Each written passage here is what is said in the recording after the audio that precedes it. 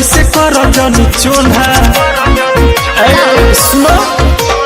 तोहरे को दिल हमारा ही बसोना मानो तू बात ऐसे करो जनी चोना बोला ना तोहके कितना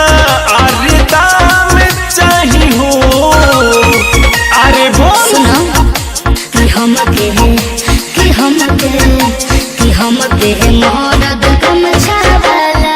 ओहे गान चाहे हो कि हमके मरद गमछा वाला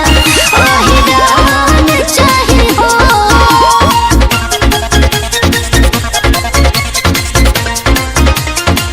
म्यूजिक बाय रविराज देवा। दे हम रुपया धन लेके जइहा झूला में एक बेरिया के बैठ जाना पूरा में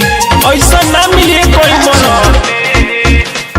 भीड़ जनी सटर बाबू बैठ जाके फरका जिद बाटे जादो जी के लागे पर मरका चुपे चोर नहीं खुलायाम चाहिए हो आवेने कि हमके मरद गमछा वाला ओहे गान चाहे हो कि हमके मरद गमछा वाला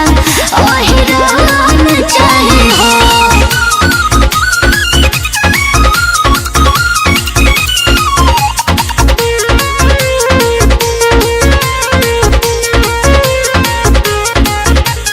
पूरा समय आना में हुई आज बबी बहुत गर्दा गर्दा हम ही लुटाई बे हम ही हटाई बे ढोढ़ी पहके पर्दा बढ़ चढ़ के बोला जानी कमल से देहाती पड़े ना पसंद हमारा दूसर कवनो जाती सोनू सतेंद्र दी है मुहमानी कीमत हो अरे तुम दे हम हो सुनो कि